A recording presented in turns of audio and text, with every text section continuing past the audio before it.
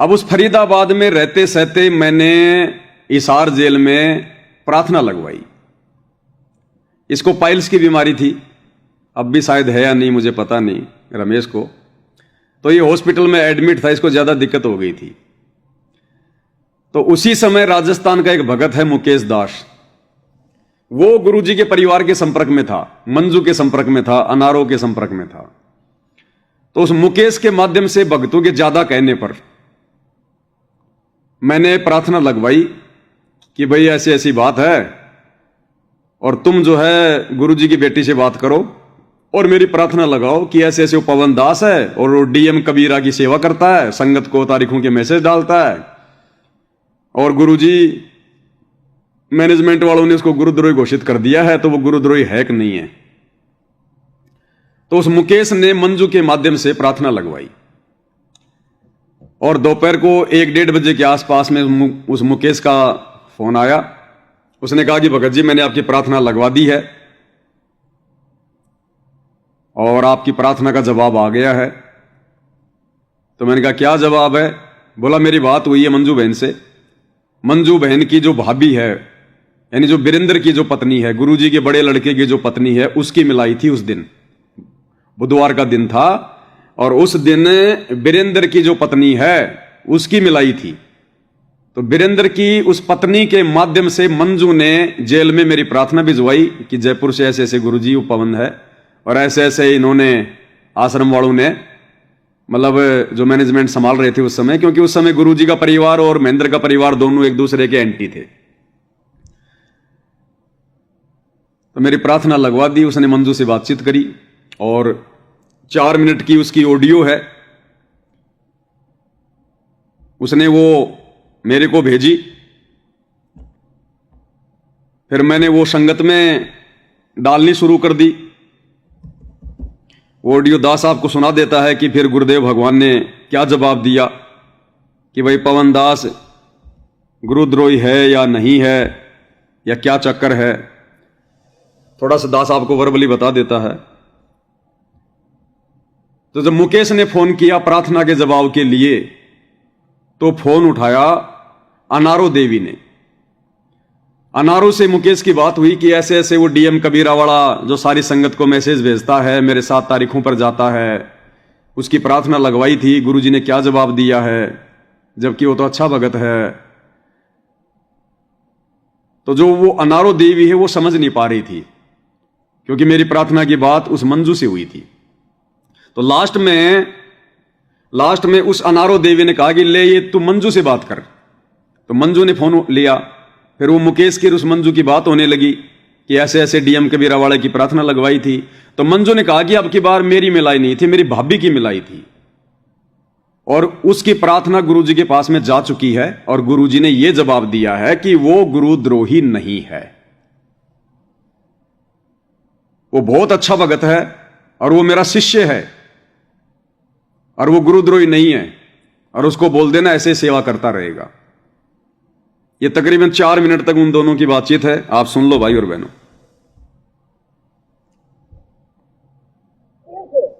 तो मैं यही कहना चाहता हूँ, वो डीएम कबीरा वाला मैसेज डाल रहा है आज,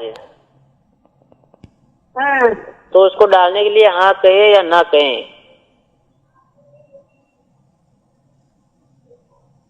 तो गुरुजी प्रार्थना होगी भाई, तो तेरा पता है गुरुजी प्रार्थना नहीं हो इसका। तो आप तो कह रहे थे हो गई थी पहले। तो भाई वो हो गया, बात सुनो।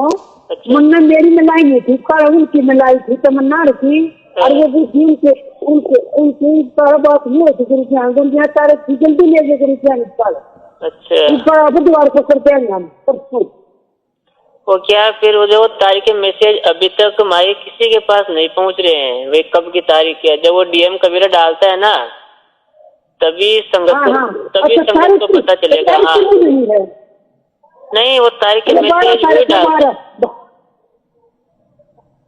18 तारीख है ना? 18। हाँ, तो जो वो अगर पवन भगत डालते ना तो ही संगत के पास मैसेज जाते, बाकी ये कोऑर्डिनेटर कोई नहीं डालते मैसेज। अच्छा, कौन नहीं डालता? ना सिर्फ व्हाट्सएप पे डाल देते हैं, बाकी किसी को फोन करते नहीं। जिसके पास व्हाट्सएप नहीं है उसको खबर नहीं होती। तो वो डीएम कबीरा के पास ऐसा मैसेज बना जो हर फोन पे जाता है, वो इनबॉक्स में जो नए व्हाट्सएप चलाता है उसके पास भी जाते हैं। बताओ। अब वो मंजू को फोन दिया। ये थी बात। क्या तारीख बताइए? गुरु जी की 18 तारीख है, 18 की। वो तो है, लेकिन हाँ डीएम वाला बोल रहा है मैं मैसेज डाल दूं क्या ये संगत को?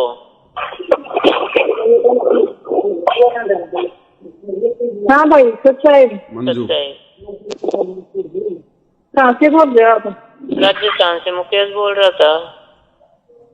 अच्छा, गुरु जी की तारीख है 18। हाँ वो तो, लेकिन वो जो डीएम कबीरा है ना, जो मैसेज डालता संगत को, अच्छा, तो वो बोल रहा है भाई एक बार माई से बात बोलो पहले, क्योंकि मैसेज आ गया था भाई डीएम वाला गुरुद्रोही हो गया और उसके मैसेज नहीं मानने हैं, बल्कि वो तो सेवाएं करना चाहता, दिन हर तारीख पे आता मेरे साथ। बात सुनो, गुरु जी ने प्रार्थना होगी। गुरु जी ने कहा कि वो गुरुद्रोही नहीं है बिल्कुल, किसी ने गलत इंफॉर्मेशन दे दी, आपस की छोटी मोटी लड़ाई होगी जैसे दो भाइयों में हो जाती है। हाँ तो उसको बोल देना भाई मैसेज करो फुल मालिक की दया से। किसको बोलूं? मैं बोल दूं पवन जी को, क्योंकि तारीख के मैसेज तो डालने ही पड़ेंगे ना, वैसे संगत को पता कैसे चलेगा फिर? तारीख पे मैसेज पे तो इनका झगड़ा है दोनों का, डीएम कबीरा का और दूसरा ग्रुप है उसका, और डीएम कबीरा का। मंजू कह रही है कि वो मैसेज पे तो झगड़ा है इन दोनों का, डीएम कबीरा का और दूसरा जो ग्रुप है, दूसरा कौन सा ग्रुप? महेंद्र वाला ग्रुप है। कि मैसेज को लेकर के तो इन दोनों का झगड़ा है। वो महेंद्र तो कह रहा है कि ये सेवा हमारे को दे दे डीएम कबीरा की, वो पवन उसको दे नहीं रहा, तो मैसेज को लेकर तो इन दोनों का झगड़ा है आपस में। बोल दो पवन जी को, क्योंकि तारीख के मैसेज तो डालने ही पड़ेंगे ना, वैसे संगत को पता कैसे चलेगा फिर? तारीख पे मैसेज पे तो इनका झगड़ा है दोनों का, डीएम कबीरा का और दूसरा ग्रुप है उसका, और डीएम कबीरा का। मैसेज पे तो झगड़ा है। तो जो अभी क्या डीएम कबीरा वाला डाल रहा मैसेज, अभी वो बोला भी एक बार कंफर्म कर लेता भाई, ये तो नहीं गुरुजी ने तो नहीं बोला ना ऐसा, बस ये पूछना था। किसने नहीं बोला?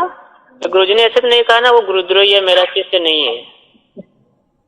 नहीं, गुरु जी ने कहा मेरा शिष्य है, अरे वो गुरुद्रोही नहीं है। अभी प्रार्थना करवाई थी उसने, प्रार्थना करी थी भाभी ने। चलो अच्छी बात है, तो मैं कह देता हूँ मैसेज डाल दो कुछ संगत को, है ना? देख लो भाई आपकी, लेकिन वो गुरुद्रोही नहीं है, अच्छा भगत है। हाँ यही तो है ना भाई, उल्टा मनोबल तोड़े, क्योंकि मेरे साथ आता उल्टा वो संगत को ये करता है सारी को मैसेज डाल के। बिल्कुल सही बात है, वो गुरुद्रोही नहीं है, अच्छा भगत है, बहुत अच्छा परमात्मा है ना। हाँ यही तो लगता है ना, ये एक दूसरे की लड़ाई सबको परेशान करती है। हाँ बिल्कुल। चलो ठीक सकता है जी। अच्छा तो ये क्लियर है भाई और बहनों, मैंने ये प्रार्थना लगवाई और इस प्रार्थना का जवाब भी आया। उस समय गुरुजी का परिवार और महेंद्र का परिवार दोनों एक दूसरे के दुश्मन थे, और मंजू ने साफ साफ बात कह दी कि मैंने मेरी जो भाभी है उसके माध्यम से प्रार्थना लगवाई है, और साफ साफ कहा गुरुजी ने कि वो गुरुद्रोही नहीं है, अच्छा भगत है। जैसे दो भाइयों में आपस में झगड़ा हो जाता है, ऐसे उनका किसी बात को लेकर झगड़ा है, बाकी वो गुरुद्रोही नहीं है, अच्छा भगत है।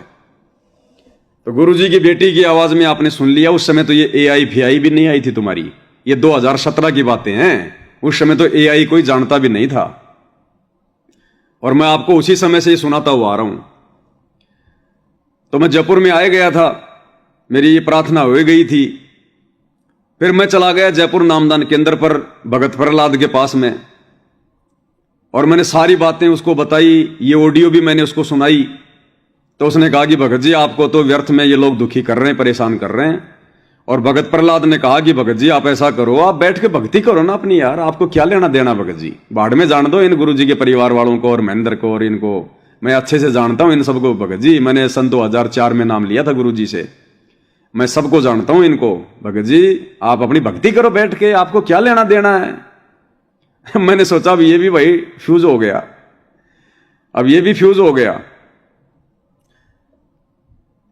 फिर भाई और बहनों ज्यादा मैसेज आने लग गए, गुरुजी की ऑडियो निकलवा दी फिर इन लोगों ने आगे चलकर।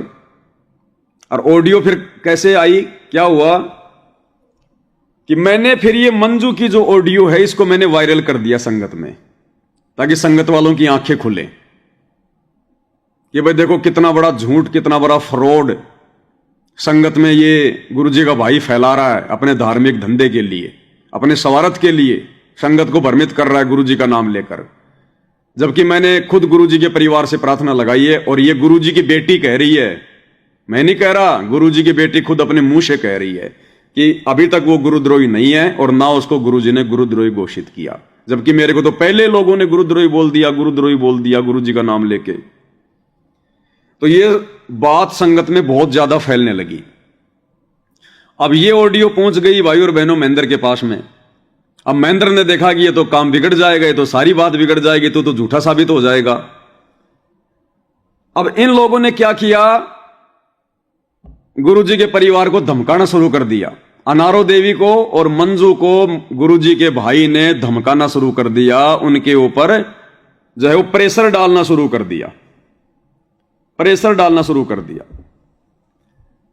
और कहा कि तुमने ये ऑडियो क्यों वायरल की, तुमने ये ऑडियो क्यों वायरल की, तुमने क्यों लगाई उसकी प्रार्थना।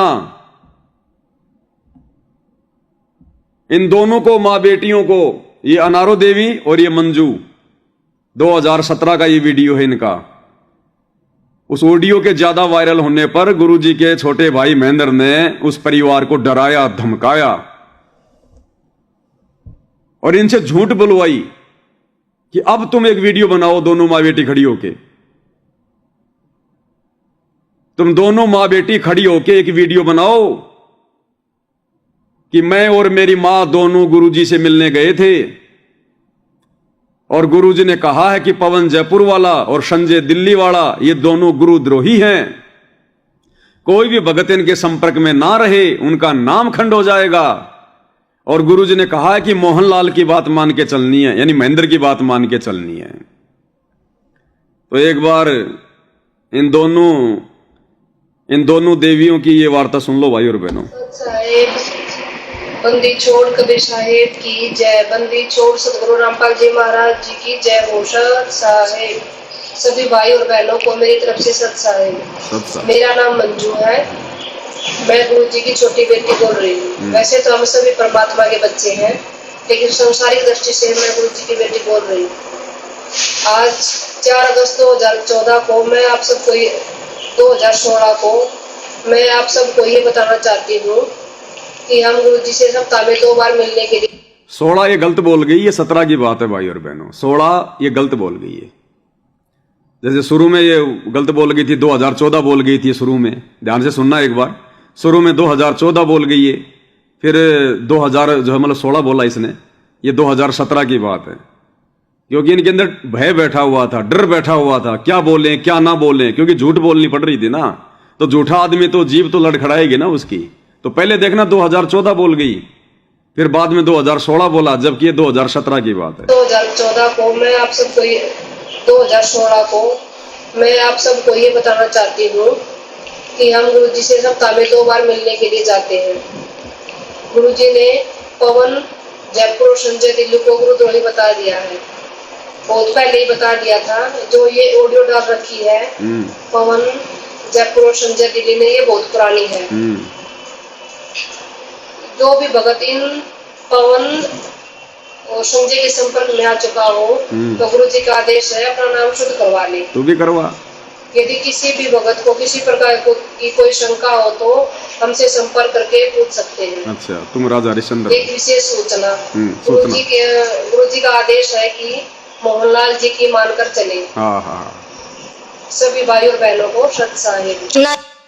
देख लिया भाई और बहनों, कह रहा है कि जो ऑडियो ये पवन दास मेरी वायरल कर रहा है ना, वो तो बहुत पुरानी है और हम तो अभी अभी गुरुजी से मिलके आए हैं। और गुरुजी ने कह रखा कि पवन जयपुर संजय दिल्ली दोनों गुरुद्रोही हैं।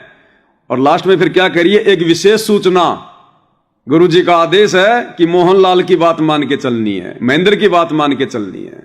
क्योंकि महेंद्र ने इन दोनों के ऊपर दबाव डाल दिया तगड़ा वाला, ये डर गई और आनंद फानन में इन्होंने अपने स्टेटमेंट चेंज कर दिए। अरे सप्ताह भर पहले तो हमने अरदास लगवाई तुम्हारे से, जब तो गुरुजी कह रहे थे कि एक नंबर का भगत है, गुरुद्रोही नहीं है, और एक सप्ताह के अंदर अंदर में गुरुद्रोही हो गया। इन्होंने ऐसे झूठ बोला भाई और बहनों, दोनों ने अपने कर्म फोड़े इन्होंने। दोबारा सुन लो एक बार पूरी।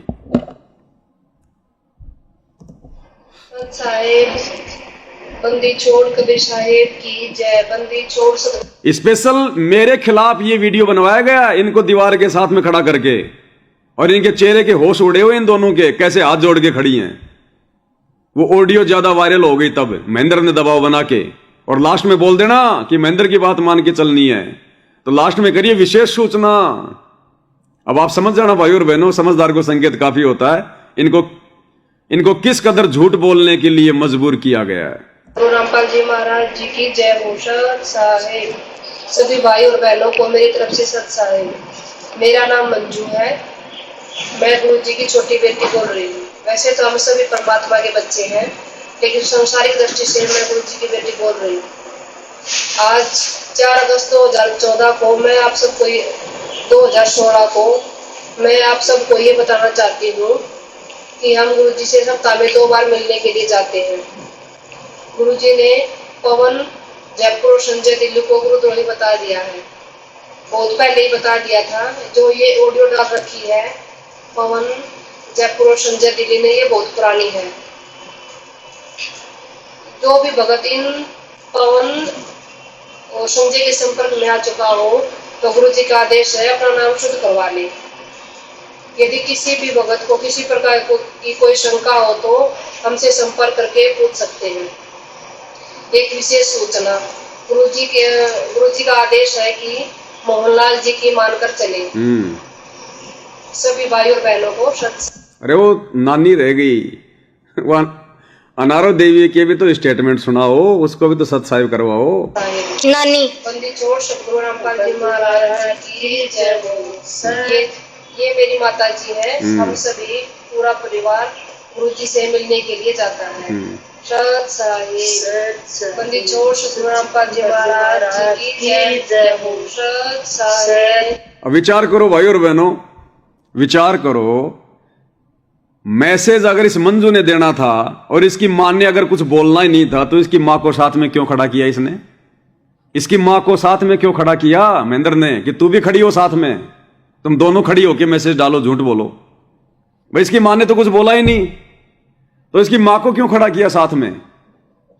क्योंकि भाई और बहनों, हमने अनारो देवी से भी गुरु जी के पास में प्रार्थना भिजवाई थी, और अनारो देवी को भी गुरु जी ने वही बातें कही कि मैं अच्छे से जानता हूं इन दोनों को, महेंद्र को और उसके बेटे को, इन दोनों बाबू बेटों को मैं अच्छे से जानता हूं इनको, और उस पवन को कह देना मेरा आशीर्वाद उसके साथ में है और वो बिल्कुल जी खोल के सेवा करे। उस मुकेश ने रिकॉर्डिंग कर ली। एक सुदेश बहन है रोहतक से, जो गुरु जी के परिवार के साथ में रहती है, वो सुदेश भी जाती थी गुरु जी की मिलाई पे।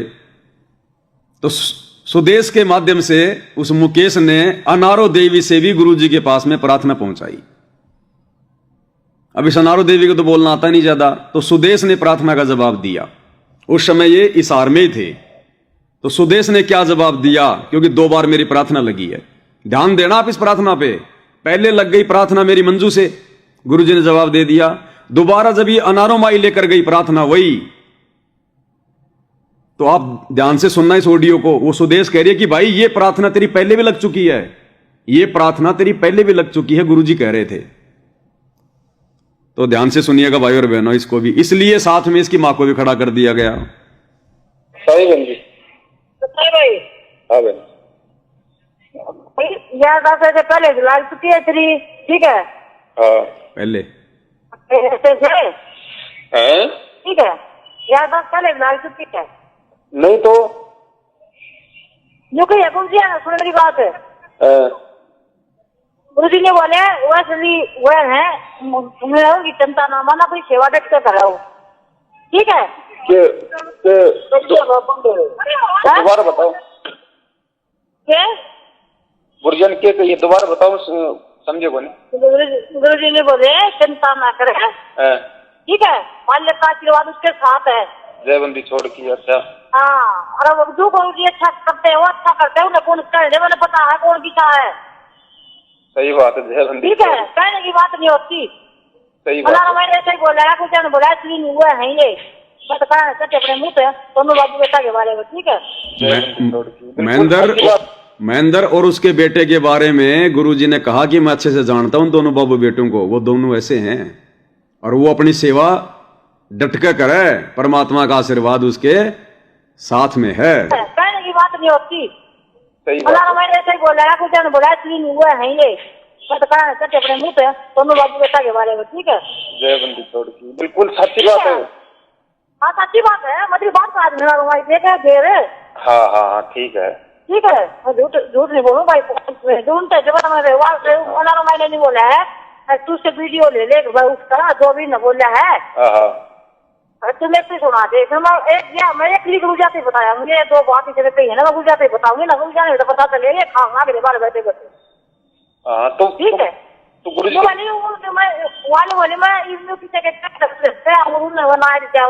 फिर मैं झूठी हो जाएंगे।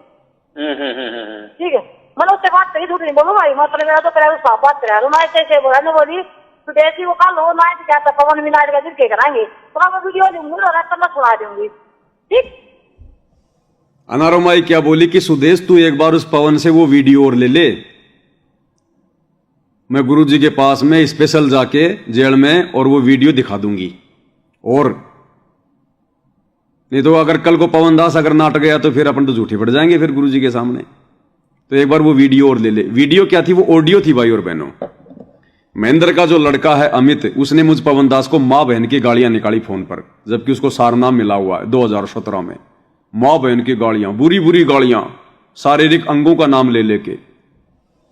मैंने आपको कई बार सुनाई होगी, अब नहीं सुनाऊंगा क्योंकि माता बहनें सब मिलकर ये वीडियो देखते हैं, छोटे छोटे बच्चे भी देखते हैं, इसलिए दास अब नहीं सुनाएगा। मैंने पहले बहुत सुना दी वो ऑडियो गालियों वाली। तो बोला मैं दोबारा से प्रार्थना लगा दूंगी। और उस प्रार्थना के जवाब में क्या कहा गुरुजी ने उस अनारो देवी को कि मैं अच्छे से जानता हूं दोनों बाबू बेटों को, और उसको कह देना डट के अपनी सेवा करे, परमात्मा का आशीर्वाद उसके सिर पे है।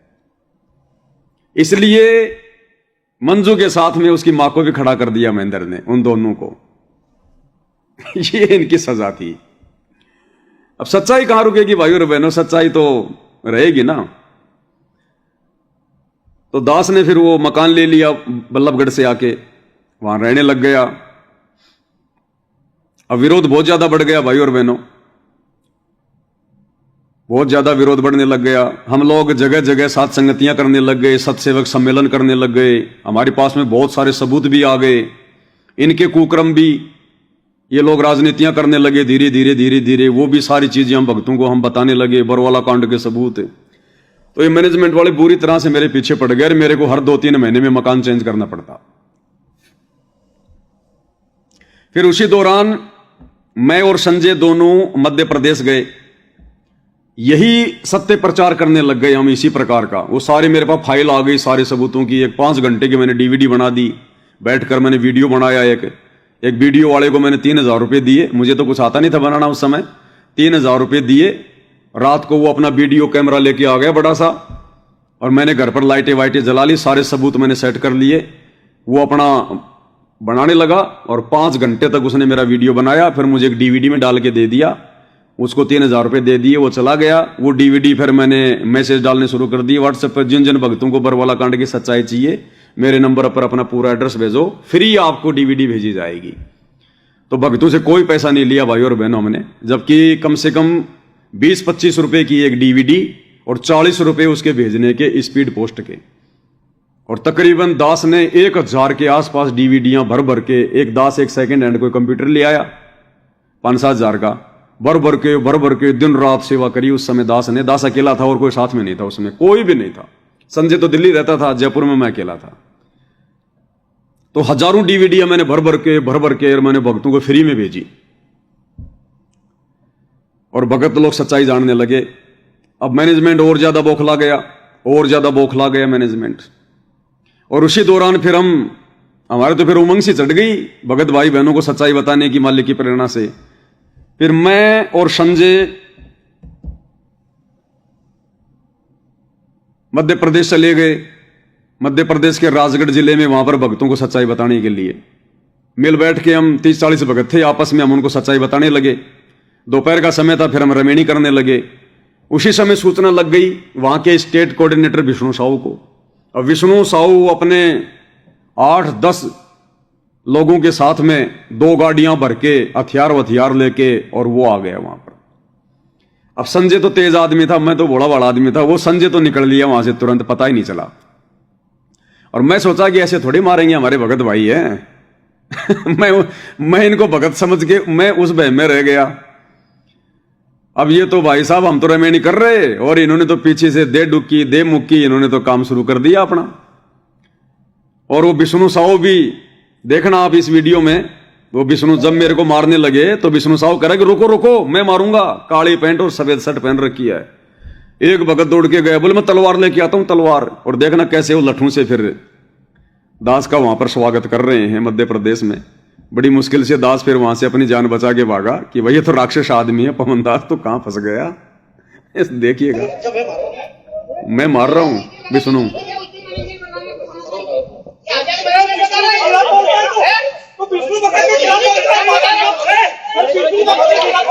तो विष्णु भक्त के खिलाफ बोलेगा, ये देखो विष्णु मोटा सा मार रहा है, वो मार रहा मेरे को विष्णु साहू स्टेट कोऑर्डिनेटर। ये लठ लेके देखने प्रमोद दास है,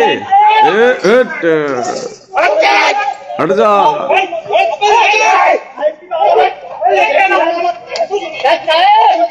ओ मारी ये लो, भागले भागले पवन दास भागले, पहले भाग लेता संजय की तरह, क्या रखा।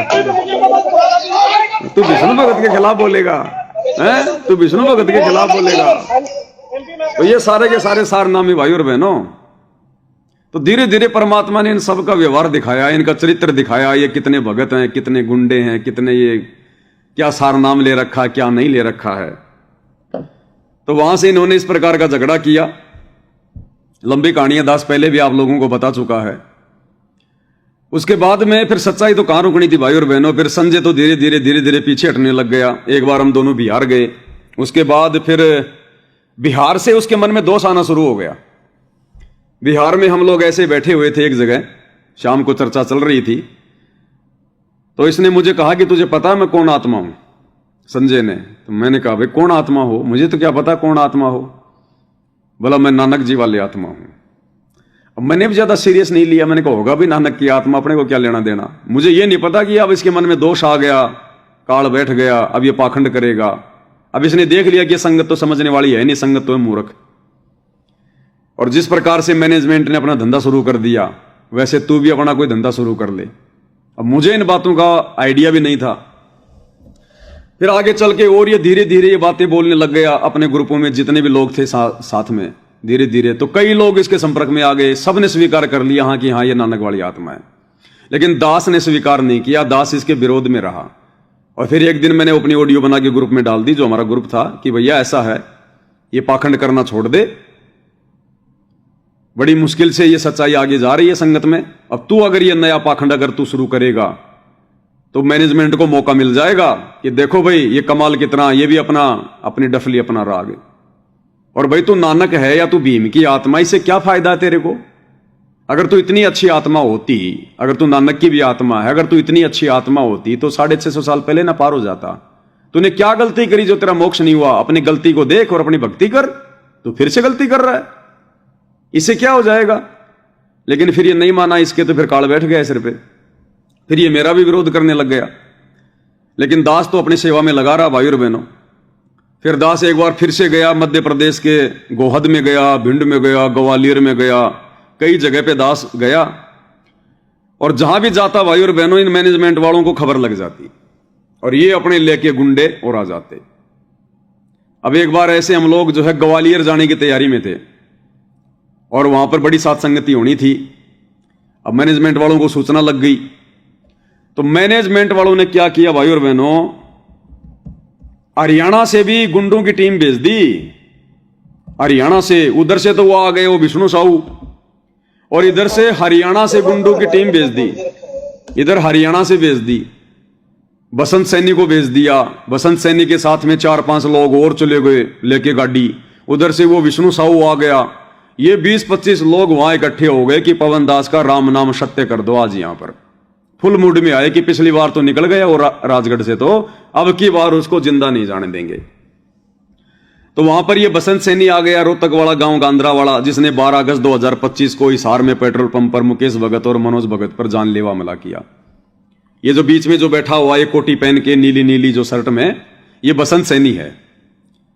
और वहां पर इसके बराबर में जो बैठा वो है विष्णु साहू। विष्णु साहू अपने हाथ में बरवाला कांड की सच्चाई वाली एक पुस्तक दास ने निकाली थी उस समय, भगत भाई बहनों को समझाने के लिए। इस मैनेजमेंट के सारे कुकर्मों का इसमें उजागर था। ये 80 पेज की पुस्तक परमात्मा ने दास से लिखवाई थी, क्योंकि बीच में फिर मैं जयपुर को छोड़कर फिर मैं मेरठ चला गया था अपने बाल बच्चों को लेकर। जयपुर में मेरा ज्यादा विरोध हो गया था, तो मेरठ में चला गया मैं। वहां 2 भगत थे, ओमपाल और सतपाल, उनका ट्रांसपोर्ट का काम था। वो भी जो है वो सत्सेवक थे। उन्होंने कहा कि भगत जी आप यहां आ जाओ, तो मैं वहां चला गया था। तकरीबन 1-1.5 साल मैं वहां रहा। वहां मैंने दही बड़े की दुकान भी कर ली थी, और वहीं से मैंने वो कोरोना वाला वीडियो बनाया था जिसमें मेरे को जेल हुई थी। तो कुछ दिनों बाद में भाई और बहनों ये ओमपाल और सतपाल भी, ये भी आउट हो गए, इनमें भी काल बैठ गया, ये भी मेरे विरोध में आ गए। ये दोनों मतलब मेरा मर्डर करने की सोचने लगे ओमपाल जी कि मैं तेरा मर्डर कर दूंगा, नहीं तो मेरे छोड़ के भाग जा। मैंने कहा भैया मर्डर तो नहीं करवाना मैंने, अभी तो भक्ति करनी है, भक्ति पूरी नहीं हुई। बहुत दुखी किया भाई और बहनों उस समय। फिर वो कमला बहन ने नेपाल से दास की मदद की, 1.25 लाख रुपये बहन ने मुझे भेजे। फिर मेरठ को छोड़कर आनन फानन में, और वो दही बड़े का सारा सामान इसने मेरे को निकालने नहीं दिया दुकान से। लाखों रुपए का मेरा दही बड़े का सारा सामान उस दुकान में बंद। बोला दुकान खोल भी ली तो तेरा मर्डर कर दूंगा, ओमपाल जी बोले। मैंने कहा भैया मर्डर तो नहीं करवाना अभी। बड़ा दुखी हुआ मैं, क्या करें। जैसे तैसे लोगों से पैसे लेके मैंने मकान का दिया किराया, और फिर वहां से मैंने बच्चे लेके फिर मैं चला गया उत्तराखंड। ऋषिकेश और देहरादून के बीच में एक जोली ग्रांट नाम की छोटी सी जगह है, पहाड़ों के बीच में, जंगलों के बीच में। दास वहां पर चला गया गुपचुप तरीके से, कि वहां अपना दही बड़े का अपना काम भी कर लेंगे, अपना टेम्पो लगा लेंगे और अपना सेवा भी कर लेंगे, यहां किसी को पता नहीं चलेगा। तो साल भर तक दास वहीं जोली ग्रांट में रहा था, ऋषिकेश और देहरादून के बीच में, किसी को पता नहीं चला। और वहीं से फिर मैंने लाइव आने की मैंने शुरुआत की थी 2019 या 20 के आसपास की ये बातें हैं। वहां रहा फिर मैं। तो ये पुस्तक मैंने वहीं से मेरठ से निकाली थी। शुरू में हमने 5,000 कॉपियां निकलवाई थी 50,000 रुपए की, और संगत में फ्री में हमने बांटना शुरू कर दिया था जा जाके। तो इस बात को लेके मैनेजमेंट वाले बहुत ज्यादा जो है वो बिगड़ गए, बहुत ज्यादा, कि अब तो इस पवन दास का टंटा समाप्त कर दो, ये हमें जीने नहीं दे रहा। और इनके हर खुलासे करने लग गया। फिर मैं वीडियो भी बनाने लग गया, लाइव भी आने लग गया हर बात पे। तो ऐसे मैं मध्य प्रदेश में गया हुआ था, ग्वालियर में। जाने से पहले हमारे को सूचना लग गई, हम लोग बीच रास्ते से वापस आ गए। वहां पर ये बसंत सैनी पहुंच गया, जो बैठा हुआ है यहां पर चेयर पर, भक्तों को ज्ञान दे रहा है। इसके बराबर में अभी आप वीडियो चलेगा जब देखना, विष्णु साहू बैठा है, और विष्णु साहू बरवाला कांड की सच्चाई वाली पुस्तक को लेकर वो पढ़ रहा है। अब ये बसंत सैनी अब ये भक्तों को वहां क्या ज्ञान दे रहा है। ये कह रहा है पहले हम मर्यादा में रह के अपनी भक्ति तो कर लें, अरे बाकी बात तो सेवा तो बाद में है, पहले मर्यादा में रह के भक्ति तो कर लें। जैसे कि खुद आज बहुत बड़ी मर्यादा में है ये। और फिर आगे महेंद्र के गुण गा रहा है मैं भक्तों के बीच में बैठ के, भगवान के नहीं महेंद्र के, क्योंकि महेंद्र का खास आदमी है भाई। कह रहा है गुरुजी का हिसार जेल से लेटर आया था, और गुरुजी ने उस लेटर में यहां तक लिखा है कि महेंद्र भगत जी के खिलाफ अगर कोई बोलता है ना जाने कौन से नरक में जाएगा। महेंद्र भगत के खिलाफ अगर कोई बात बोलता है ना जाने कौन से नरक में जाएगा। और 2006 में तो गुरुजी ने महेंद्र भगत जी को नाम तक देने का आदेश दे दिया था। बताओ, अब गुरुजी ने सत्संगों में कभी बताया कि मेरे अलावा कोई और भी नाम देगा? लेकिन चापलूसी की हद होती है भाई और बहनों। 2006 में तो गुरुजी ने महेंद्र भगत जी को नाम तक देने का आदेश दे दिया था। अब बताओ हम महेंद्र भगत जी को गलत कैसे कह सकते हैं? महेंद्र के गुणगान गा रहा है वहां पर, सुनना भाई और बहनों ये, और ये मूर्ख संगत वहां बैठकर इनकी बातें का आनंद ले रही है। परमात्मा ने हमारे को अपना काम दे रखा है, अगर और कोई सेवा मर्यादा में करनी, वो लोगों के बहकावे में ना आकर के अपना काम इतना करते रहे कि अपना भक्ति तो कर लें नियम में रह के। उसके नियम टूट गए हम तो खत्म हो गए। बताओ, नियम टूट गए हम तो खत्म हो गए। अब ये बरवाला, अब ये हिसार के पेट्रोल पंप पर इसने 2 भक्तों को जानवरों की तरह मारा। अब बताओ, इसका नियम थोड़ी टूटा होगा, इसकी मर्यादा थोड़ी टूटी है। कहता है मर्यादा टूट गई, हमारा तो जीवन बर्बाद हो गया, हमारी तो भक्ति बर्बाद हो गई। तो बताओ 12 अगस्त 2025 को हिसार के पेट्रोल पंप पर इसने गुंडों की तरह भक्तों को मारा है, उससे इसकी मर्यादा नहीं टूटी होगी। देखो क्या प्रवचन दे रहा है।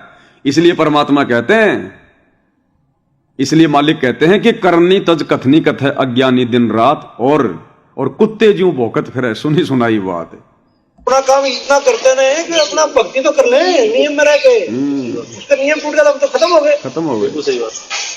तो गुरुजी ने मोहनलाल जी के लिए, महेंद्र भगत जी के लिए स्पेशल लेटर लिखा था। स्पेशल लेटर मोहन के लिए भाई के भगत जी, मैं यहाँ से जो आदेश, वो आदेश भगत जी देखे, अगर वो कैसे एप्लीकेबल हो सकते हैं वो अपने अनुसार कर ले। क्योंकि मैं तो जेल से लिख के दे रहा हूँ, ये मालिक का खेल है। फिर मैं जो आदेश देता हूँ वो बाहर कैसे एप्लीकेबल करने हैं वो भगत जी देखे, उसमें वो चेंजमेंट कर सकते हैं। मतलब वही बातें भाई और बहनों जो मैंने आपको कल ऑडियो सुनाई थी उस नवीन की, कि महेंद्र भगत जी जो आदेश देंगे हमारे लिए गुरु जी का आदेश है, और महेंद्र भगत जी गुरु जी के आदेश को काट भी सकते हैं, चेंज भी कर सकते हैं, और गुरु जी से पूछे बिना भी महेंद्र कोई आदेश देगा तो हमारे लिए गुरु का ही आदेश होगा। और वही बातें ये बोल रहा है। ये सारा एक ही ग्रुप है भाई और बहनों, ये लोग गुरु जी को नहीं महेंद्र को मानते हैं। तो क्या कह रहा है कि महेंद्र उसमें चेंजमेंट भी कर सकता है, महेंद्र ने देखना है। क्योंकि मैं तो जेल से लिख के दे रहा हूँ, ये मालिक का खेल है।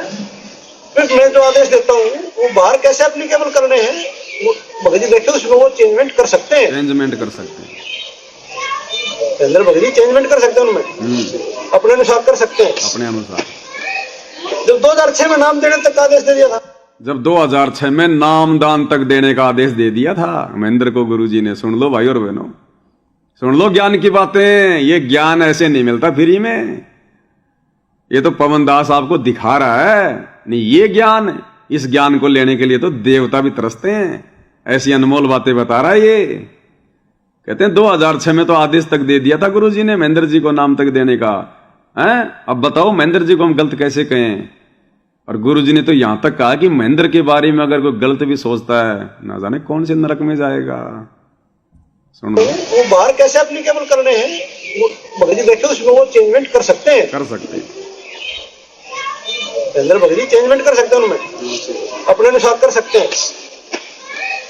जब 2006 में नाम देने तक आदेश दे दिया था, बताओ, और अब ये लिख जाए कि जैसा करना चाहे कर सकते हैं, जैसा करना चाहे। तो हम उनको गलत कैसे कह दें? नहीं कह सकते भाई। और गुरु जी ने कहा लटाते थे, जब महेंद्र भगत जी के बारे में जो गलत सोचता है पता नहीं कौन से नरक में जाएगा, कौन से नरक में जाएगा। क्या तक लिखा था गुरु जी ने। मत बोल देना महेंद्र भगत जी के खिलाफ कुछ भी, न जाने कौन से नरक में जाके गिरोगे तुम। देख ला स्टेटमेंट, ये अमृत ज्ञान कभी कभी सुनने को मिलता है, ये कभी कभी।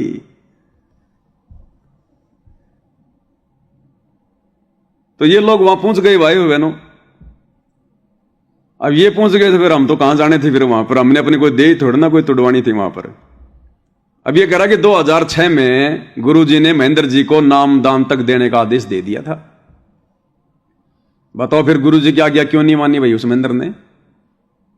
अरे गुरुजी की आज्ञा क्यों नहीं मानी, वो तो गुरुद्रोही आदमी है। फिर जब गुरु ने आदेश दे दिया और महेंद्र ने आज तक किसी को नाम ही नहीं दिया, वो तो गुरुद्रोही आदमी है। अगर इस बात को हम सत्य माने भाई और बहनों, तो बताओ फिर गुरुजी ने फिर डीवीडी में नाम क्यों डाला। जब महेंद्र को आदेश ही दे दिया नाम देने का, फिर गुरुजी ने डीवीडी बनाने की क्या जरूरत थी। जब गुरुजी ने महेंद्र बना दिया फिर डीवीडी को बनाने की जरूरत क्या थी। अगर महेंद्र को आदेश गुरुजी ने दे दिया इस बसंत के अनुसार नाम देने का, फिर डीवीडी क्यों बनाई गुरुजी ने। और क्यों फिर आज तुम डीवीडी से नाम दे रहे हो, महेंद्र से नाम दिलवाओ ना फिर सबको। और महेंद्र को अगर आदेश दे दिया था तो इस बसंत सैनी से पूछो कि तूने फिर महेंद्र से नाम लिया कि नहीं लिया। तूने अपने बाल बच्चों को, हालांकि ये तो कवारा है, लेकिन तूने अपने परिवार के अन्य लोगों को, अपने रिश्तेदारों को महेंद्र से नाम दिलवाया या फिर डीवीडी से नाम दिलवाया। महेंद्र से दिलवाता फिर सबको नाम, फिर डीवीडी से नाम क्यों दे रहे हो। अब बताओ इनको ज्ञान है भाई और बहनों, इन्होंने कभी सत्संग सुने, इन्होंने कभी गुरु जी के। अगर ये लोग गुरुजी के सत्संग सुनते, इस प्रकार की बैक की बातें ना करते ये। अब बताओ, संगत के बीच में बैठ के ये लोग संगत को ज्ञान आधार से मजबूत कर सकते हैं या इस प्रकार की उल्टी सीधी बातें करके काल के जाल में बैठा सकते हैं? कह रहा गुरुजी ने आदेश दे दिया महेंद्र को 2006 में, फिर आदेश क्यों नहीं माना महेंद्र ने? भाई वो तो फिर गुरुद्रोही आदमी है जो अपने गुरु का आदेश नहीं मानता। अब गुरुजी क्या कह रहे हैं भाई और बहनों नाम दीक्षा के विषय में?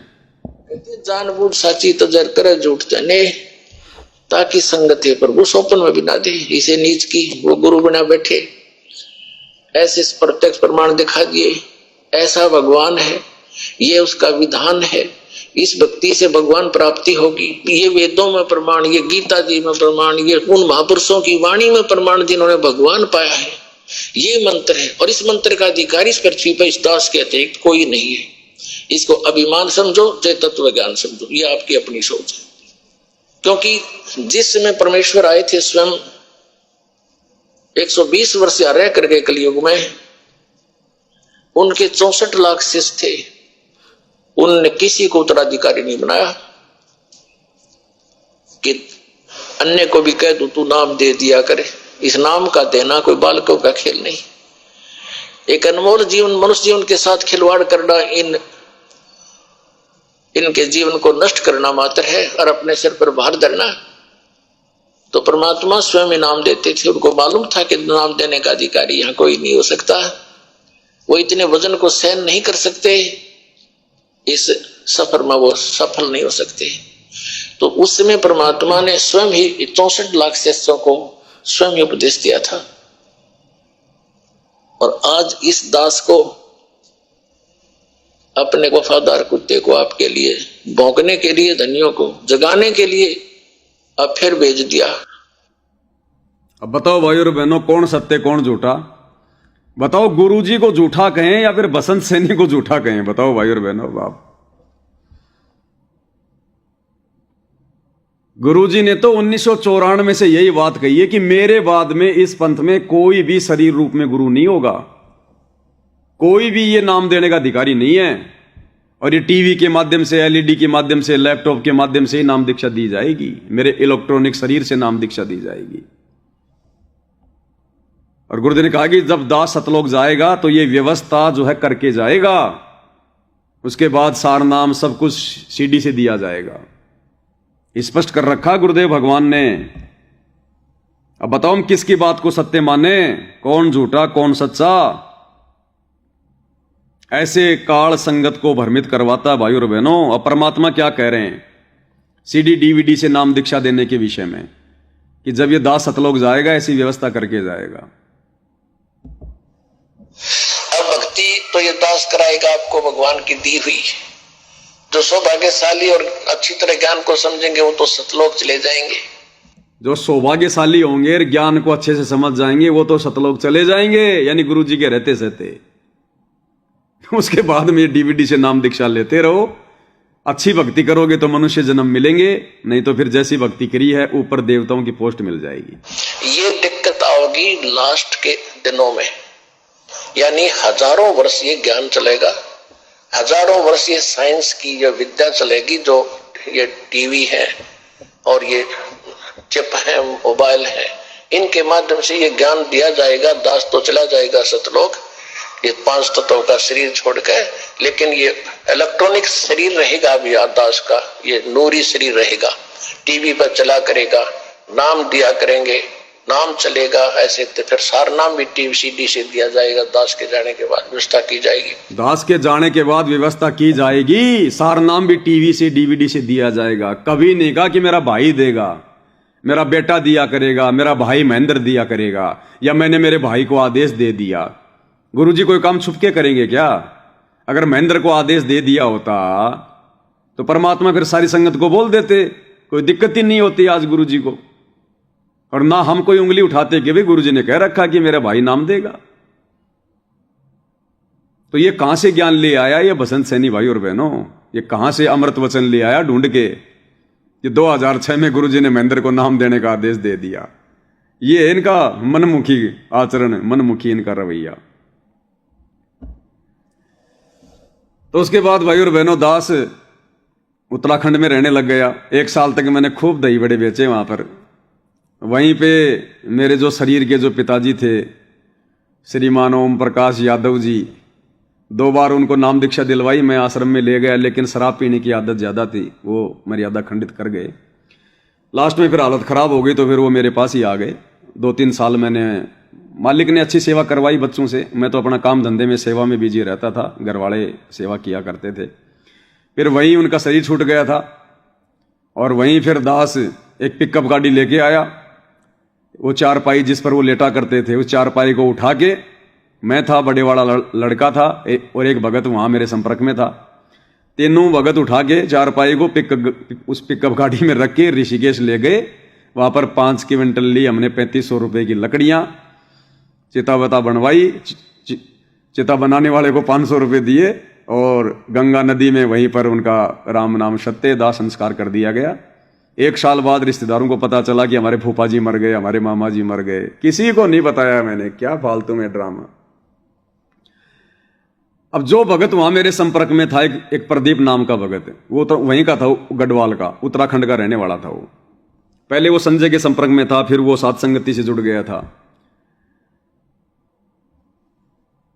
अब भाई और बहनों, वो वहां पर एक ढाबा चलाता था, रोटी का ढाबा हो गया उसका बंद, लॉकडाउन में ज्यादा काम हुआ नहीं, और मेरा दही बड़ा हो गया वहां पर फेमस।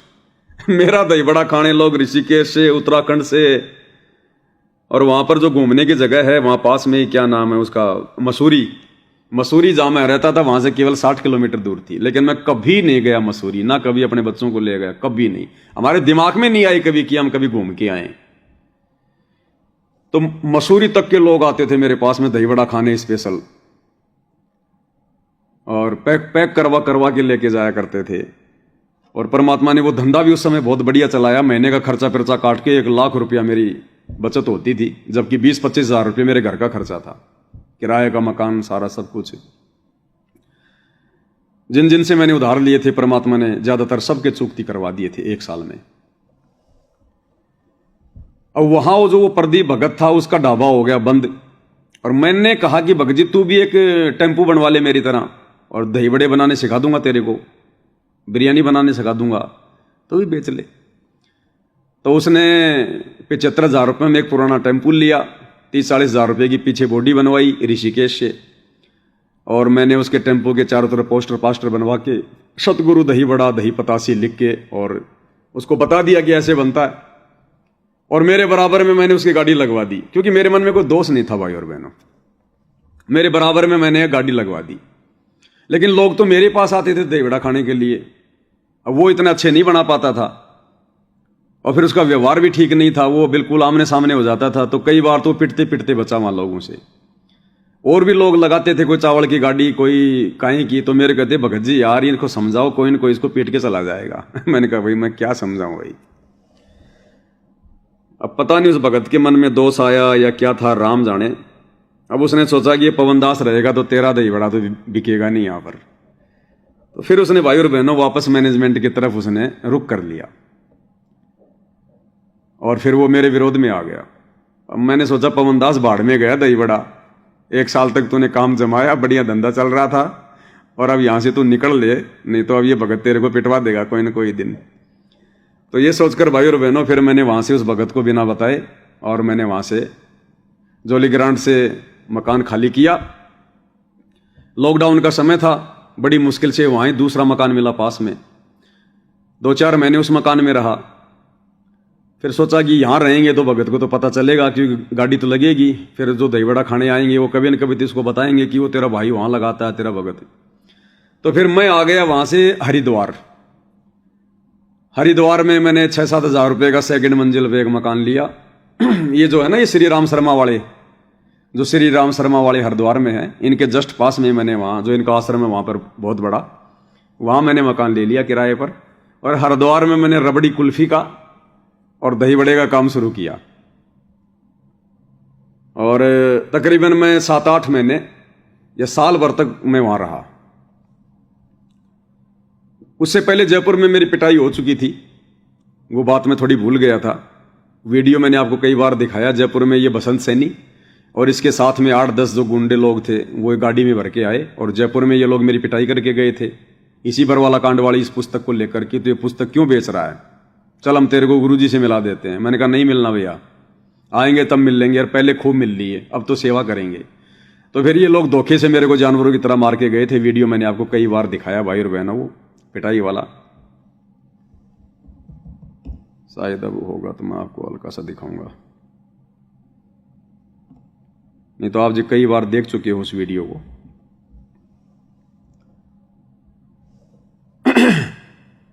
तो हरिद्वार में मैं तकरीबन 7-8 महीने रहा, वहां पर दही बड़े बेचे, कुल्फी बेची। फिर जयपुर में सात संगति थी भाई और बहनों। दीपावली के दिन एक बहुत बड़ी सात संगति थी, आप सबको पता होगा, काफी भगत आए हुए थे उसमें 2000 के आसपास। और वो कजोड़ भगत जी के घर पर थी वो सात संगति, जहां कजोड़ भगत जी रहते थे किराए पर। उस मकान में बराबर में एक प्लाट खाली था मकान मालिक का। तो वहां पर हमने 3 दिन की दीपावली पर सर्दियों के समय सात संगति रखी थी, शायद ये 2020 की बात है। तो दास भी आ गया, फिर उधर से बच्चों को लेकर आ गया मैं, सामान मेरा वहीं था मेरा वहां पर हरिद्वार में, खाली मैं सात संगति में आया था।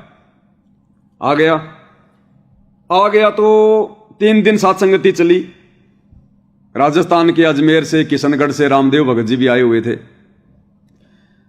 रामदेव भगत जी का जो बड़ा जो लड़का था, जो शायद डॉक्टर है वो पटना में, वो मेरे संपर्क में था। उनका छोटा लड़का, उनका बड़ा लड़का, उनकी भगतमती, रामदेव भगत जी का साड़ा था एक, मार्बल का काम करता है वहीं पे किशनगढ़ में, वो सारे आए।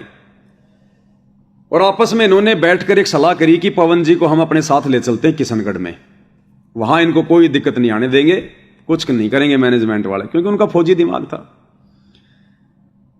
तो मेरे को इन्होंने कहा कि भगत जी आप आओ एक बार बैठो। तो मैं इनके बीच में बैठ गया, रामदेव जी थे, 2-4 और थे ये। इन्होंने कहा कि भगत जी आप कहाँ रह रहे हो? मैंने कहा ऐसे ऐसे रह रहा हूं मैं। क्या काम कर रहे हो? मैंने कहा दही बड़े का काम है। बोला आप जी किशनगढ़ आ जाओ, हमारा ढाणी में हमारा मकान जो है खाली पड़ा हुआ है और आपको कोई दिक्कत नहीं होगी, वहीं पे आप अपना काम भी कर लेना।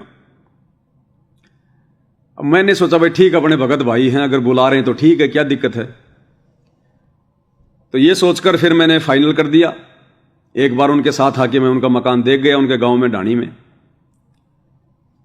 और फिर मैं अपने बच्चों समेत वापस चला गया हरिद्वार।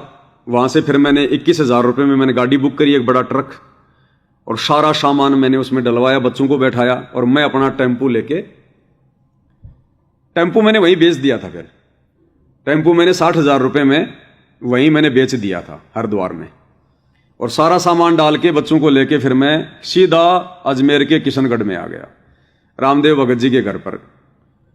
तो रामदेव भगत जी ने फिर बाद में एक लैट्रिन बाथरूम भी बनवाया वहां पर अपने एक ढाणी में, और अच्छे से इन्होंने हमारे को रखा, कोई दिक्कत नहीं। 5-10 हज़ार रुपये इन्होंने हमारी हेल्प भी की, ये भगत जी भैया आए हो। उस समय मैं संगत से कोई सेवा वगैरह नहीं लिया करता था, 2020 तक कोई पैसा नहीं लिया मैंने किसी से भी, अपना काम दाम करके सारा काम करते थे।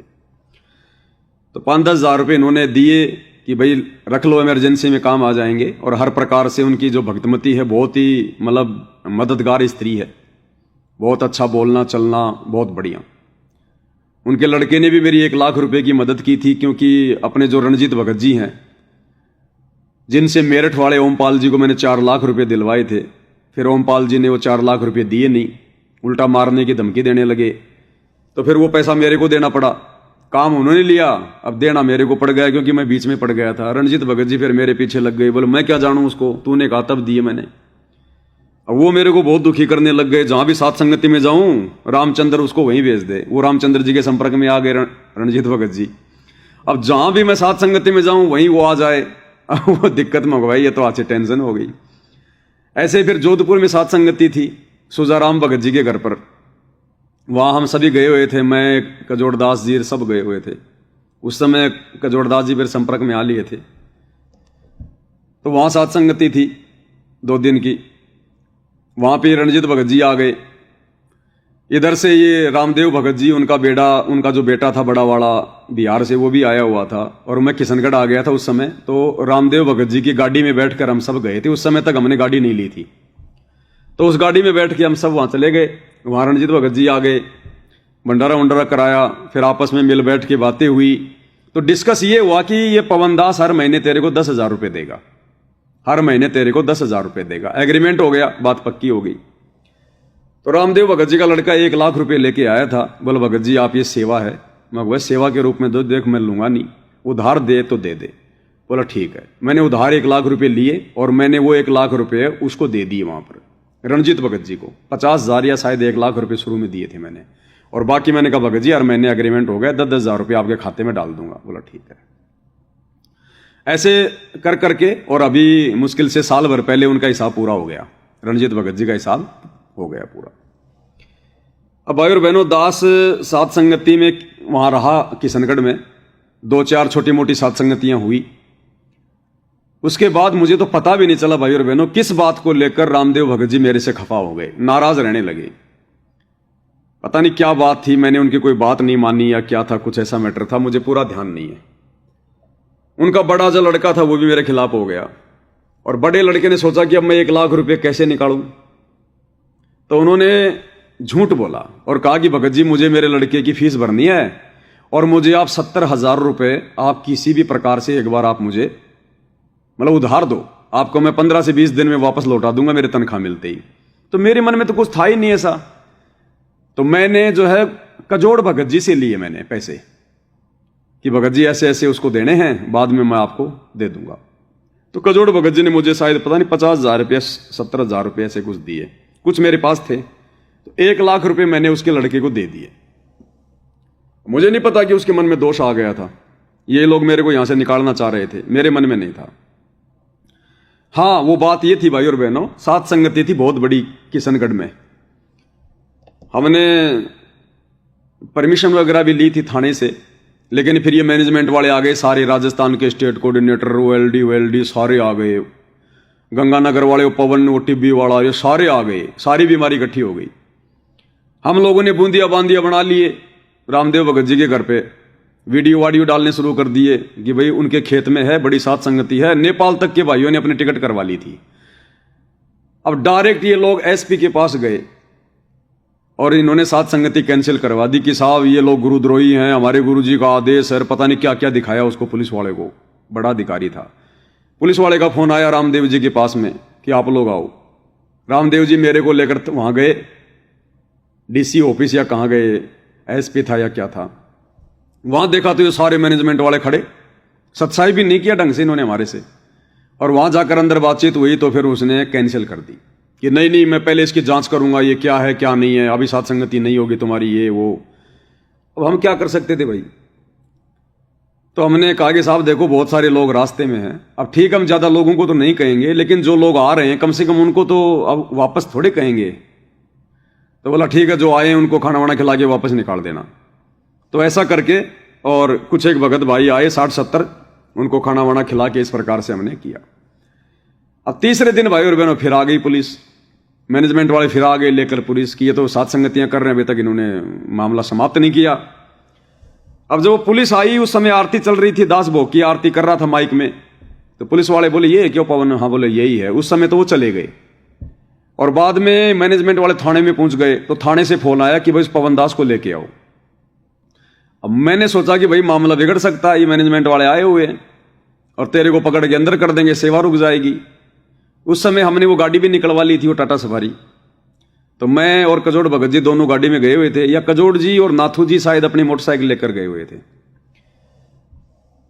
तो जैसे ही वो हुआ तो पवन दास तो वहां से निकल गया भाई कि भगत जी मेरा रहना तो यहाँ ठीक नहीं है। तो पवन दास तो वहां से निकल लिया लेके वो सफारी गाड़ी और अपनी किशनगढ़ में कहीं रोड के किनारे खड़ी कर दी। उधर से कजोड़ भगत जी भी निकल लिए कि भाई पवन के पास फिर तेरा ही नंबर दूसरा। तो अचानक से परमात्मा ने ऐसा मेल बिठाया, हम दोनों वहां मिल गए। तो कजोड़ भगत जी ने फिर अपने बच्चे को फोन किया, वो भी सात संगति में गया हुआ था, बच्चा मोटरसाइकिल ले गया और हम दोनों उस गाड़ी में बैठ के जयपुर आ गए।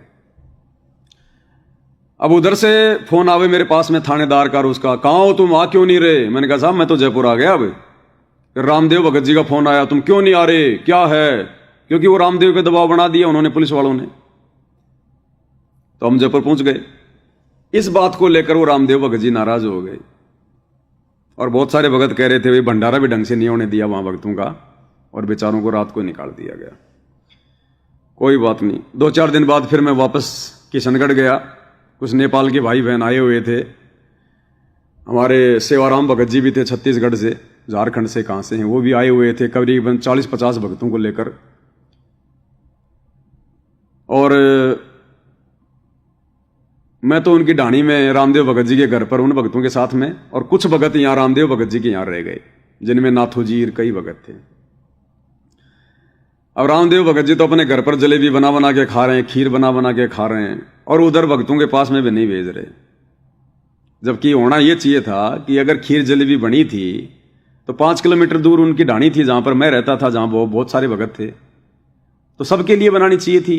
लेकिन उधर उन्होंने कोई सामग्री नहीं भेजी, मन में द्वेष पाल लिया और खीर जलेबी बना बना के और इन्होंने खाई वहां पर। मैं को कोई बात नहीं, चलो कोई बात नहीं, खीर जलेबी से क्या हो जाएगा। उसके बाद फिर ये मेरे से खफा खफा रहने लगे। तो दास समझ गया कि अब यहां तेरी बात नहीं बनेगी। और वैसे भी मुझे बार बार सेवा के लिए जयपुर आना पड़ता था, क्योंकि वो ढाणी में कोई इंटरनेट भी काम नहीं करता था, मोबाइल भी ढंग से काम नहीं करता था। तो फिर लास्ट में फिर मैंने यही प्लान बनाया। फिर जयपुर में मैंने किराए का मकान लिया। अब मैंने कहा उनको कहूंगा मैं जयपुर जा रहा हूं तो कहेंगे फिर जयपुर क्यों जा रहे हो, यहां क्या हो गया, 100 बातें होंगी। तो मैंने कहा भगत जी मैं तो मेरे गांव जा रहा हूं, मैं तो मेरे गांव जा रहा हूं वापस। ये कहकर फिर मैंने वहां से पिकअप में बच्चों को लिया, जो काम का सामान था वो लिया, बाकी मेरा फ्रिज वगैरह, दही बड़े का सामान वगैरह सब वहीं है, अभी भी वहीं रखा हुआ है। ना उन्होंने कहा कि तू ले जा और ना मैं गया लेने। एक बार कजोड़ भगत जी ने बात की थी रामदेव जी से कि भगत जी पनु भगत जी का सामान दे दो, अपना काम धंधा शुरू कर ले। बोला नहीं वो आएगा तभी दूंगा। फिर मैं कभी गया ही नहीं। फिर ना उन्होंने आज तक कभी कहा भाई तेरा सामान ले जा। वो 50-60 हजार रुपए का सामान है मेरा। कुछ एक पैसे रामदेव भगत जी के छोटे लड़के ने मुझे दिए थे, 30-35 हजार रुपए सेवा में दिए थे, मैंने सेवा में लगा दिए। बाद में उन्होंने फिर वो 30-35 हजार रुपए धोखे से ले लिए, पता नहीं क्या कुछ कह के लिया उन्होंने, मेरे को उधार चाहिए वो चाहिए, बाद में उन्होंने रख लिए। मैंने कहा ठीक है भैया तुमने मकान किराया काट लिया अपना, और क्या है, 5-6 महीने रहे, 5,000 रुपए के हिसाब से मकान किराया हो गया पूरा अपना। मतलब मन में दोष आ गया था उनके, तो फिर रहना फिर उचित नहीं था फिर। और फिर एक बार जयपुर में छोटी सी मनोज भगत जी के घर पर साथ संगति थी। अब पहले तो मैंने रामदेव जी को कहा तो उन्होंने मना कर दिया कि मैं नहीं जाऊंगा, और फिर मैं उधर से निकल गया लेके गाड़ी अकेला। फिर ये पीछे से आ गए और वहां जयपुर में आके फिर उन्होंने थोड़ा झगड़ा सा कर दिया मेरे साथ में, तो मेरे को बोल नहीं सकते थे क्या ये वो। मैंने कहा भगत जी एक बार तो कहा था आपको, आपने मना कर दिया। अरे तो फिर भी तुम मेरे घर से होके निकले थे, एक बार मुझे बोल तो देते। तो ठीक है भैया मुझे मेरी गलती हो गई, लेकिन वो तो फिर मन में दोष आ गया। तो फिर मैंने सोचा पवन दास अब यहां से चल। फिर मैं वहां से मकान खाली करके वापस मैं जयपुर में आ गया। अब जयपुर में आ गया तो जयपुर में थोड़े बहुत दिन रहा, सेवा पानी चली। फिर धीरे धीरे फिर कजोड़ भगत जी भी और एक रूपदास भगत जी थे, वो भी फिर थोड़ा थोड़ा खपा होने लग गए। अब जो भी समय था वो निकल गया भाई और बहनों, अब ज्यादा चर्चा करना उन चीजों पे उचित नहीं है, सारी बातें हो चुकी हैं। तो मैंने रूपदास भगत जी को बिना बताए मकान खाली कर दिया। उन्होंने मुझे मकान दिलाया था रूपदास ने, तो रूपदास जी को बिना बताए मैंने मकान खाली कर दिया। अब रूपदास तो इसी बात से नाराज हो गया कि तूने मेरे को बताया क्यों नहीं। अब मैंने कहा छोटी छोटी बातें, इन बातों को लेकर तुम पकड़ रहे हो। वो इसी बात को लेकर नाराज हो गया। फिर धीरे धीरे फिर भाई और बहनों दास फिर जयपुर में फिर दूसरी जगह मकान लिया। फिर दास फिर बंबई गया कभी, फिर बंबई में वो रामदास भगत जी वो एक दूसरे भगत जी मेरे संपर्क में आ गए। फिर वो कहीं वहां पर सात संगतियां करना। फिर बंबई से हमने शंका समाधान की पुस्तकें छपवाई, भक्ति बोध छपवाई, भक्तों को बांटना शुरू किया। अखबारों में एड वार्ड वगैरह जो गुरु जी के प्रकट दिवस के थे वहीं से मैंने निकलवाए थे 18 लाख रुपए दे के। एक बार 18 लाख लगे थे और एक बार लगे थे 32 लाख के आसपास। पूरे भारत में दैनिक भास्कर में हाफ पेज गुरु जी का प्रकट दिवस का। फिर वापस जयपुर आया तो फिर वो पुलिस वाले मेरे को पकड़ के ले गई 2022 में। फिर जेल चला गया, 2.5 महीने जेल में रहा। फिर वापस आया, फिर अपने को तो वही सेवाएं करनी थी वापस, अपन तो उसी अपनी साथ संगति में लग गए। और अब वापस पर मालिक की दया हुई है, अब जो कजोड़ भगत जी हैं फिर से वापस साथ संगतियों में आ गए हैं। धीरे धीरे अन्य भाई भी आएंगे। और भी बहुत सारी बातें हैं जो बीच में छूट गई भाई और बहनों, मैं नहीं बता पाया क्योंकि बहुत लंबा चौड़ा चैप्टर है। सारी बातें बताऊंगा तो तकरीबन 18-20 घंटे का वीडियो बनता है पूरा। तो कहने का मतलब है फिर मैनेजमेंट ने मेरा पीछा ही रखा। इन्होंने हर प्रकार से फिर मारने की पूरी कोशिश की, मौके देखे इन्होंने, डराना धमकाना, फिर उन्होंने झूठे मुकदमे करवाने शुरू कर दिए, परेशान करना शुरू कर दिया। अब अपने को क्या परेशानी है भाई जब भगत अपना तन मन धन अपने गुरु जी के चरणों में समर्पित कर देता है कि जीना मरना गुरुदेव के चरणों में है, हमारा और कोई टारगेट है ही नहीं, ना कोई बहुत बड़ा धंधा करना, ना कोई बिजनेस करना, ना कोई बच्चों को डॉक्टर बनाना, ना समाज में अपना नाम करना, ना कोई संपत्ति जोड़ना, तो फिर भगत का फिर है क्या टारगेट? केवल अपना मोक्ष। और मोक्ष में तो भाई फिर संघर्ष तो करना पड़ेगा। आज से पहले गुरुदेव ने जिन जिन बड़े बड़े भक्तों का उदाहरण दिया, भैया सबको जो है अग्नि से होके गुजरना पड़ा है। मोक्ष इतना आसान नहीं है। और तब से भाई और बहनों इसी प्रकार से गाड़ी चली रही है। अभी भी ये मारपीट का पूरा प्रोग्राम ये कर ही रहे हैं। झूठा मुकदमा इन्होंने मेरे जजर में लगवा दिया, जिस पर मैं अभी जमानत में हूं। हिसार में इन्होंने मुकदमा गुरुजी को कह के मेरे ऊपर लगवाए रखा है। अभी 12 अगस्त 2025 को इन्होंने मारपीट तो मेरे साथ में करनी थी, वो लड़के का मुकदमा तो मेरे ऊपर लगाना था, लेकिन परमात्मा ने वो बला मुकेश भगत जी और मनोज भगत जी के ऊपर टाल दी।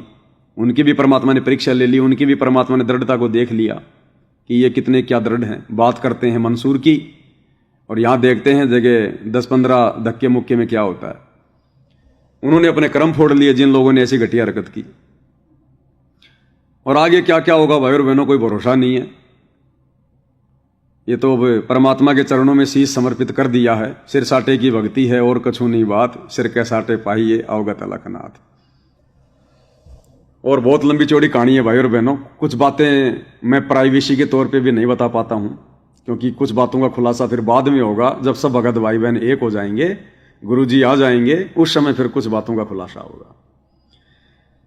तो परमेश्वर की बहुत बड़ी दया है, बहुत बड़ी मेहर है। अगर गुरुदेव भगवान का आशीर्वाद ना होता तो भाई और बहनों आप और हम कहां से तो भक्ति कर लें। इन मगरमच्छों की टक्कर हम ले सकते हैं क्या? अरे हम तो मछली है, मछली। यानी जो भगत गुरु जी की मर्यादाओं में होकर चलेगा उसको तो जीवित मर के रहना पड़ेगा, वो तो किसी की तरफ उंगली भी नहीं कर सकता। तो कहां एक ही तालाब में मछली और कहां ये मैनेजमेंट वाले मगरमच्छ, और फिर भी परमात्मा ने इनकी छाती पे बैठा रखा है। सच कहलवा रहे हैं परमात्मा डंके की चोट पर। इनके हर सितम को सहन करके, हर जुल्म को सहन करके, और इनके प्रति कोई राग द्वेष नहीं, कोई ईर्ष्या नहीं, कोई मनमुटाव नहीं। आज भी हमारे भाई हैं, कल भी हमारे भाई रहेंगे, भले ये भक्ति करें ना करें, हमारे लिए तो बिल्कुल पाक साफ। इनके कर्म इनको सेधेंगे, हमारी सेवा हमें लाभ देगी। हम क्यों किसी के प्रति बैरभाव करें? हमारे गुरुजी ने जब मार खाई है, सारी सृष्टि के मालिक ने जब मार खाई है, तो आप और हम दो कोटि के जीव कौन होते हैं किसी के ऊपर हाथ उठाने वाले?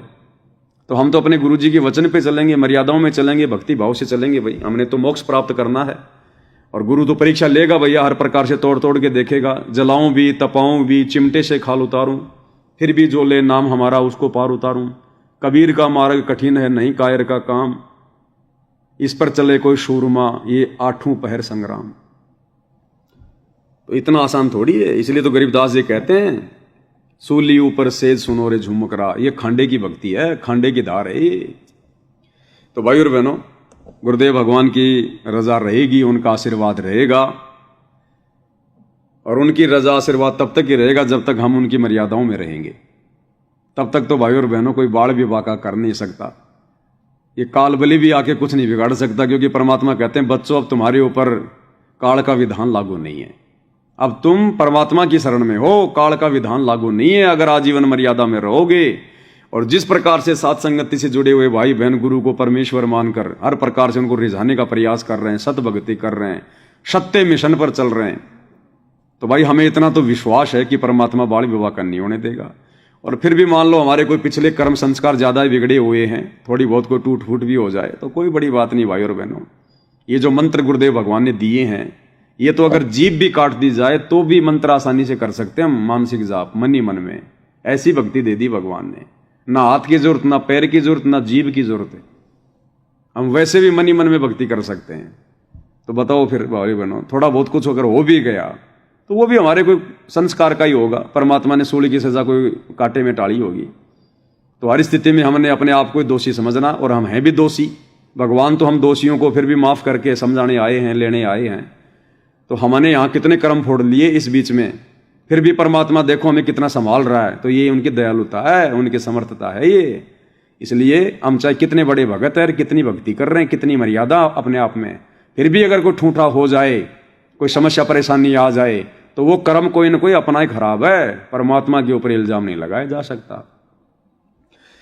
तो गुरुदेव भगवान के आशीर्वाद से भाई और बहनों, आज की सत्संगति में केवल इतना ही। कल परमात्मा दया करेंगे, फिर से सभी भगत भाई बहनों के बीच में सतगुरु महिमा में उपस्थित होंगे। तब तक पूज्य गुरुदेव भगवान हम सबको आज्ञा दे, आशीर्वाद दे, हमारा मार्गदर्शन करे। बंदी छोड़ सतगुरु रामपाल जी परमेश्वर जी की जय हो।